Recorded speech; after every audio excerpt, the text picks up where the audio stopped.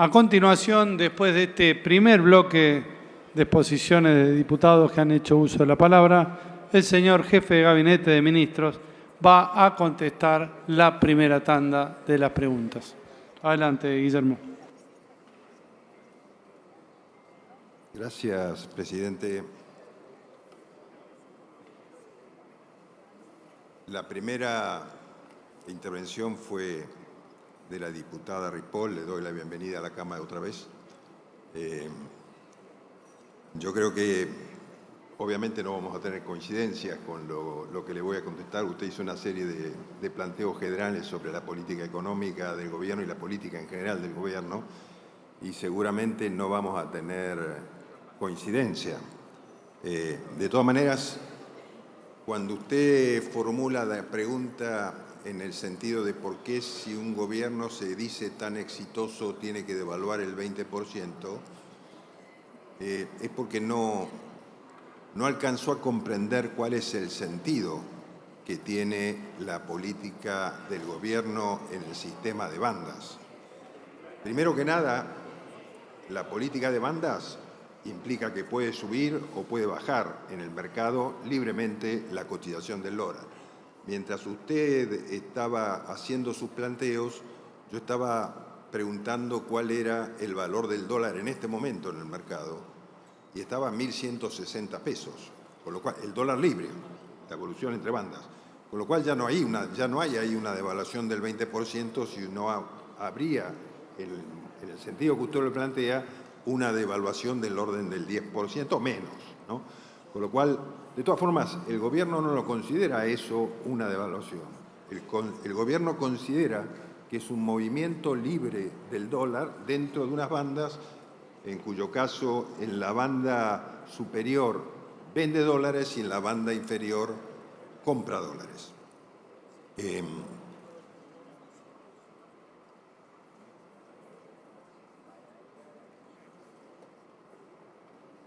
Bueno, eso como contestación general.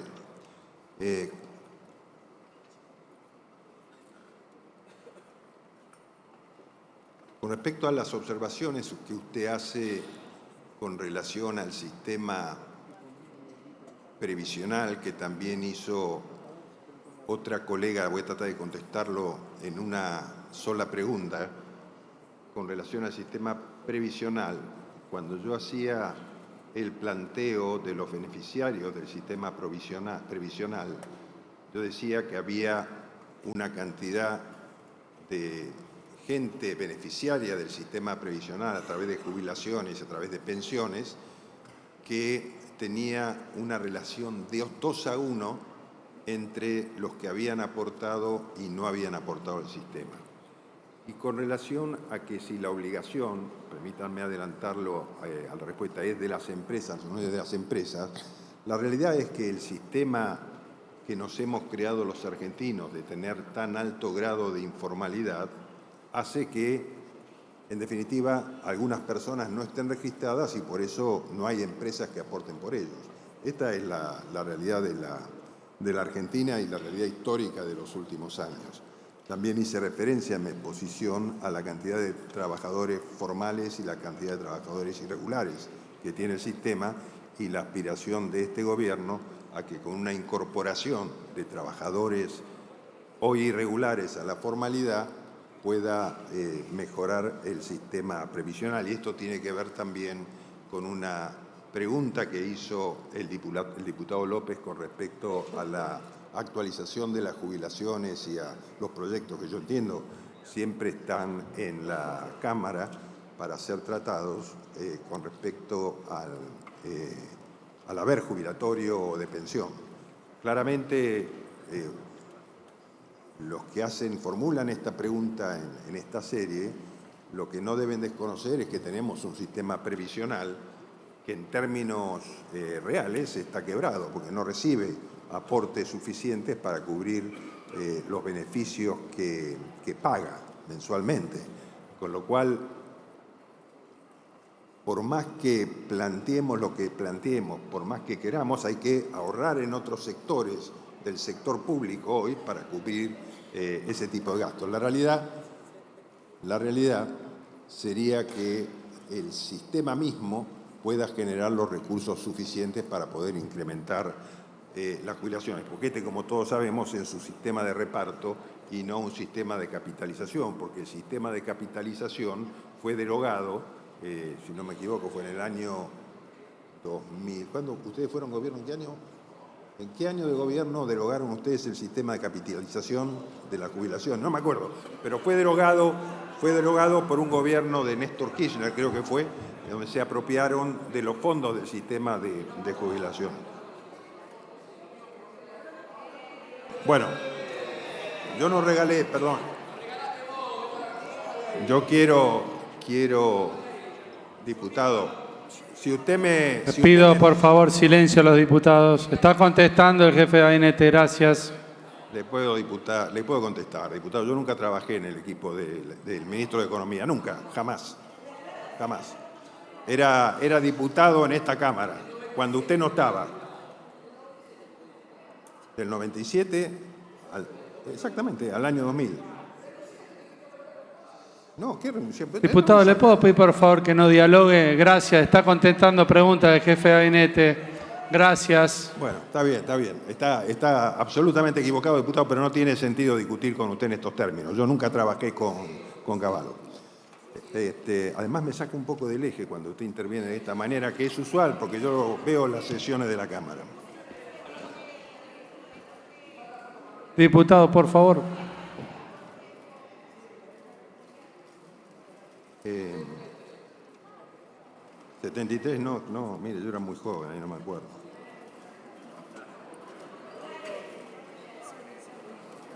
No sé si usted había nacido, en serio.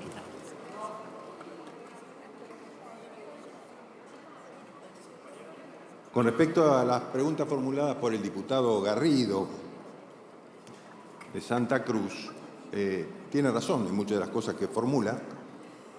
La verdad que su gobernador es uno de los gobernadores más insistentes que tiene el país. Yo hablo permanentemente con él. Hemos trabajado en conjunto para tratar de reabrir o renegociar las represas que se están efectuando en la provincia, sobre todo una que es la que está más avanzada y que lamentablemente fue paralizada en el gobierno anterior por falta de pago, y ahí terminó la historia. Estamos tratando de poder reprogramarla y he tenido tres conversaciones con el embajador de China, con el gobernador Vidal y con la empresa china que lleva adelante la obra. Espero que podamos acordar con ellos las diferencias que tenemos de actualizaciones y de fondos que durante el gobierno anterior se dejaron de pagar.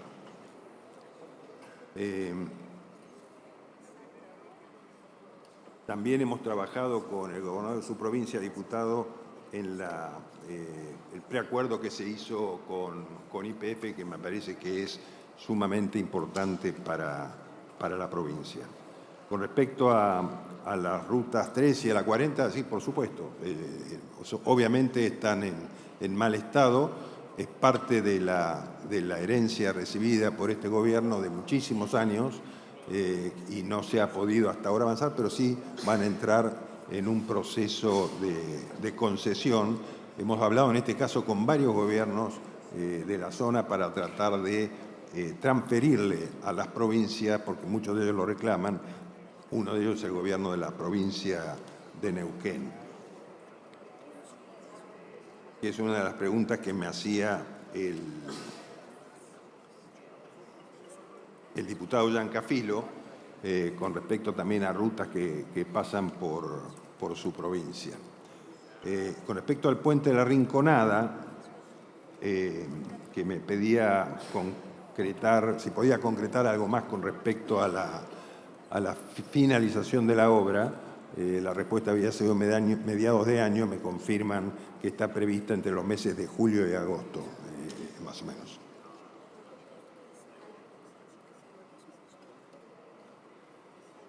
¿Esta viene?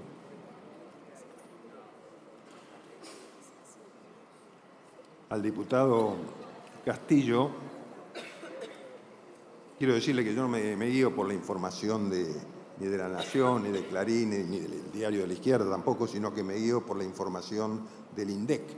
Y la información del INDEC es la que suministré en este informe, de manera que sí, ratifico absolutamente lo que he leído en este informe. Con respecto al tema consumo, que no sé qué diario le dice también, o el Instituto de Estadística y Censos dice que no publicó aún datos sobre consumo. Yo no lo tengo, si no lo publicó.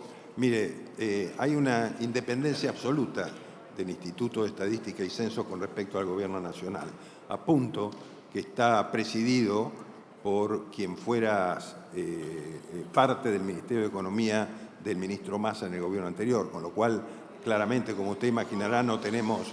Diputado, silencio, por favor, gracias. No estoy diciendo... Diputados, el bloque suyo va a tener el tiempo para hacer la pregunta, le está quitando tiempo al jefe de gabinete de responderle a otros diputados. Gracias. No estoy diciendo nada negativo, solamente digo que es una organización absoluta e independiente. Si no publicó todavía el índice de consumo, ya lo publicará.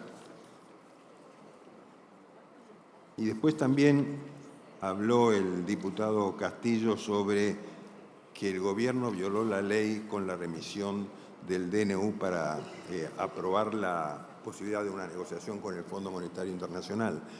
Yo le diría que bien lo señaló el diputado López también. Yo creo que fue absolutamente correcta la decisión de la Cámara de Diputados en aprobar un DNU, que es un mecanismo totalmente constitucional. Y la posibilidad, obviamente, en una situación internacional compleja y en una situación económicamente compleja ya de hace varios meses, que desde el inicio que tiene el Gobierno Nacional, generar una inestabilidad que provocaría una discusión. Usted sabe perfectamente, porque ustedes lo son también, que una minoría parlamentaria tiene dificultades a veces para poder aprobar el tratamiento de una ley en ambas cámaras. Entonces el gobierno decidió por el DNU, que es un instrumento totalmente constitucional que fue posteriormente aprobado en esta Cámara, con lo cual adquirió, digamos, fuerza de ley, porque en definitiva no puede ser derogado. De manera que de esa manera le contesto al diputado Castillo. Después me hace una pregunta con respecto, el mismo diputado, con respecto al salario mínimo vital y móvil. Todos quisiéramos poder incrementar salario a todo el mundo. Las reglas de la economía hacen que esto se maneje de esta manera.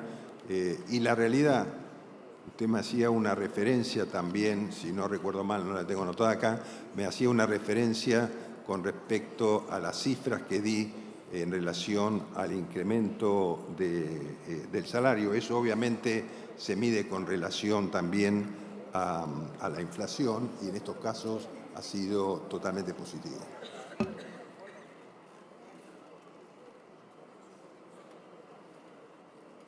También el diputado Castillo planteaba un tema que ya ha sido suficientemente discutido. Él plantea que la policía o la gendarmería disparó contra los manifestantes en línea totalmente horizontal. Hay en eso una discusión que está investigando la justicia. La ministra Bullrich defendió al personal diciendo que había actuado como está establecido en las normas y que los gases se dispararon conforme está establecido. El tema del fotógrafo Grillo que usted menciona, por supuesto que es un hecho lamentable. Desde nuestro punto de vista fue un accidente lamentablemente ocurrido en el momento que una manifestación de violento que había sido mencionada, utilizada, etcétera, y que se dio como una especie de grito de barra brava a favor de los jubilados, una cosa medio extraña, pero en fin, se produjo de esa manera y las fuerzas de la policía y la gendarmería, las fuerzas nacionales, respondieron conforme a un protocolo que tienen para estos hechos.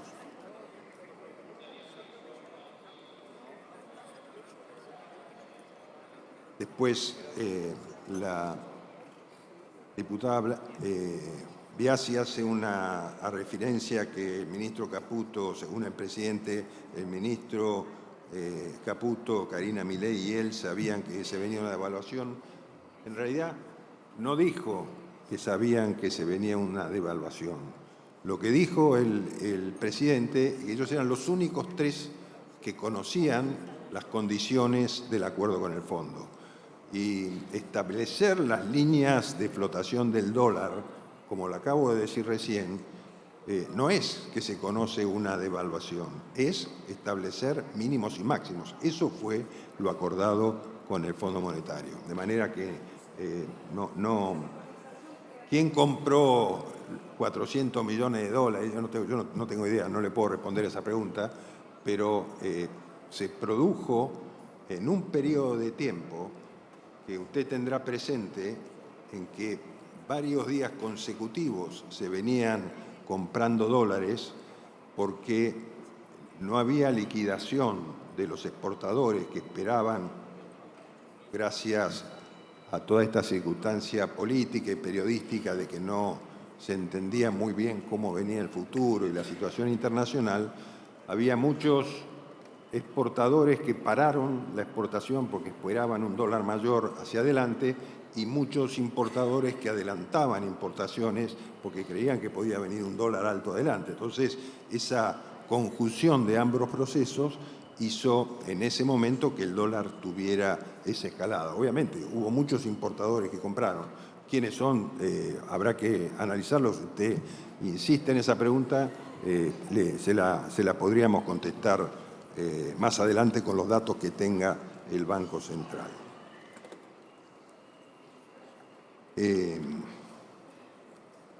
El diputado López Murphy hace una referencia al tema Libra, que por supuesto lo vamos a conversar en la próxima reunión, con relación a la protección de la firma del presidente. Por supuesto, es un proceso que sigue un procedimiento que está perfectamente establecido y la firma del presidente en los documentos oficiales está absolutamente controlada y regulada.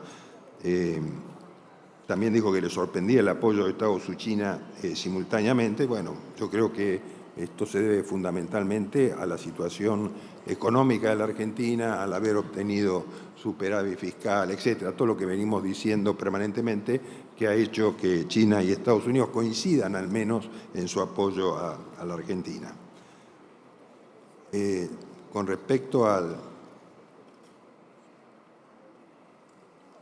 las preguntas formuladas por el diputado López, si no le hemos contestado, como usted señala, alguna de las preguntas, por supuesto que vamos a revisar, y yo no la tengo aquí, me refiero a las preguntas sobre la regulación de los criptoactivos, que sí se mencionaron en el blanqueo y no tienen todavía una regulación.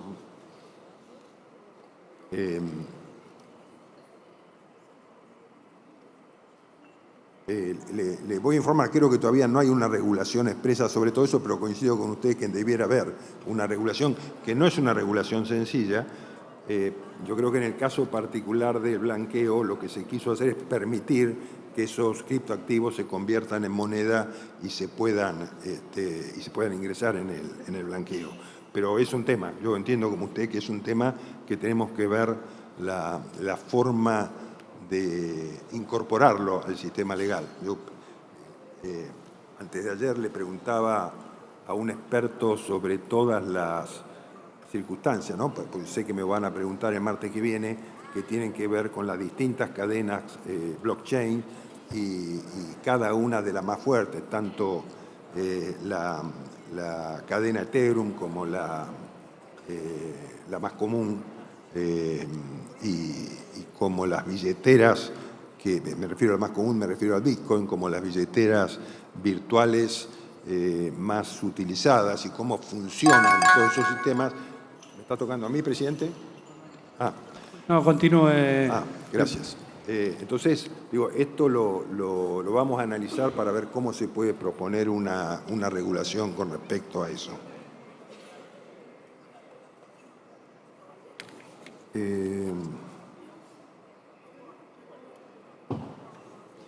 Sí, cuando me pregunta el diputado López sobre las retenciones al agro, obviamente es un tema en el que todos estamos de acuerdo, que más para generar una actividad incremental en el sector agropecuario, seguramente la baja de las retenciones sería un incentivo.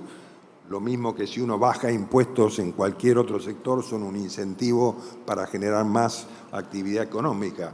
Lo mismo que si se reforma el régimen laboral, también es un incentivo para incrementar la actividad económica.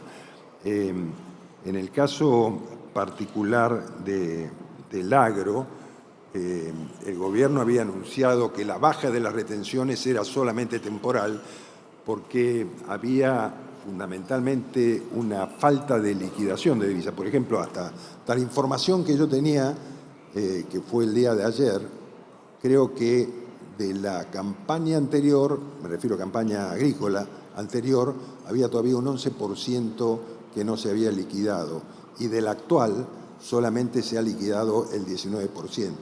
Con lo cual, de alguna forma, tenía un doble sentido. Tenía el sentido de apoyar al sector agropecuario en un momento complejo por los precios y por el clima, y al mismo tiempo era una forma de poder generar liquidación para obtener divisas el Banco Central.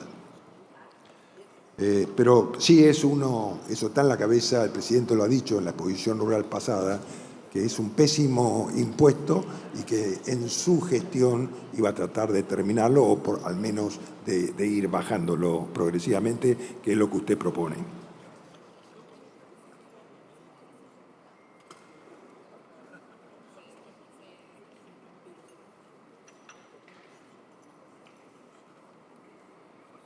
Con respecto a lo que usted señala del FAM, del Fondo Fueguino, también tiene razón. Digamos, es un fondo fiduciario que se maneja, como la mayoría de los fondos fiduciarios, de una manera que no es demasiado transparente, ¿no? Y todos pensamos que eso debe cambiar. Las decisiones sobre la continuidad se van a tomar en función de las políticas generales del gobierno y además del proceso general de revisión de los fondos fiduciarios, del cual, como usted señala, hemos terminado con varios y todavía quedan algunos que tenemos que terminar. Los fondos fiduciarios, fundamentalmente en términos conceptuales, yo creo que se fueron creando a lo mejor con la buena intención de agilizar determinadas actividades, pero no solamente terminaron siendo un estorbo, sino terminaron siendo utilizados políticamente para generar trabajos para la política y opacidad en general en la utilización de los fondos, ¿no? Estoy de acuerdo con ustedes que esto hay que terminarlos. En particular, de la industria fueguina, habrá que ver de qué manera la cantidad de fondos que usted señala que están depositados pueden ser revertidos a la actividad productiva, ¿no?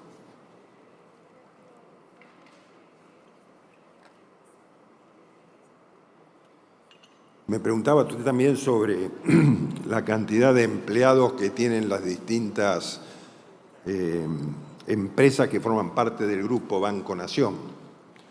Yo creo que ha sido una excelente decisión, primero, transformar a la sociedad del Estado Banco Nación en una sociedad anónima. Creo que es un proceso, ¿no? Cuando estemos preparados entre el Ejecutivo y el Congreso, tal vez se pueda tomar la decisión que muy increíblemente tomó en su momento, en su gobierno anterior, Lula en Brasil, ¿no? Que comenzó por generar una sociedad anónima y después capitalizó con el sector privado del banco y se convirtió en el banco más grande de Brasil con un activo realmente impresionante, ¿no? Con lo cual, ojalá en algún momento podamos hacer. Pero sí, en la pregunta 17 creo que le respondimos sobre la cantidad de empleados que tenía cada uno de... Perdón, ahí está la pregunta 101 del informe. Así es, ¿no? 101 del informe, sí. Está la cantidad de empleados que tiene cada una de las empresas del Banco Nación. Si quiere se lo repito, pero ahí está contestado, ¿no? Nación Bursátil 26, Pellegrini 42, Nación Servicios 1018, Nación Seguro 769, Nación Retiros 8, Nación Reaseguro 14 y el Banco Nación 16.000.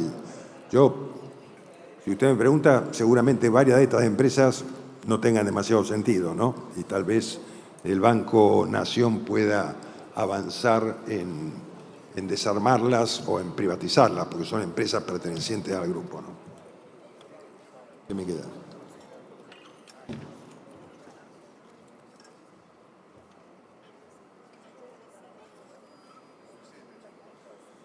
Sí, bueno, una pregunta muy interesante que hace el diputado Servi, que es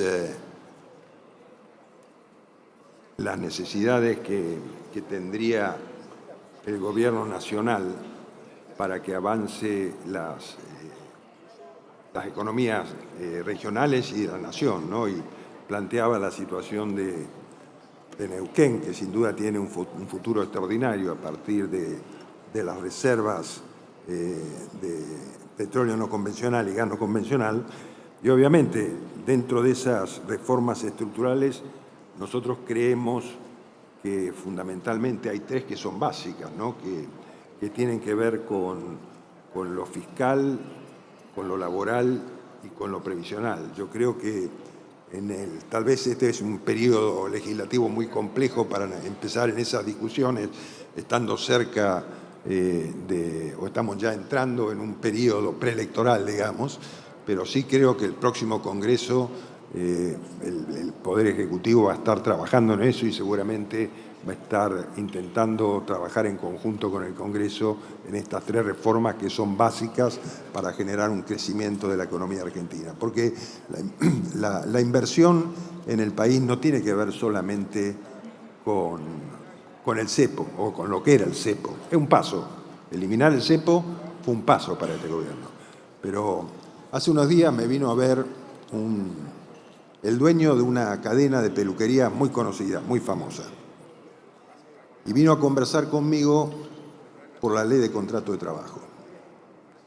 Y me comentaba cómo a través de un juicio de trabajo tenía una deuda hoy por un caso de 500 millones de pesos, 500.000 dólares. Dice, no, es imposible que ninguna empresa de este nivel, y era una cadena con varias peluquerías, pueda solventar juicios laborales de este tipo, que tienen no solamente la indemnización por año de antigüedad, sino todos estos incrementales que tiene por distintos conceptos, las sentencias laborales que hacen que para un empresario, cada vez que tiene que decidir si invierte o no, piensa cuánto le va a costar. Entonces, me parece que una de las reformas importantes que tenemos que encarar es la reforma laboral, ¿no? ¿Estoy con esto? Presidente, si usted quiere, pasamos a la segunda ronda de preguntas. Gracias, señor jefe de Gabinete de Ministros.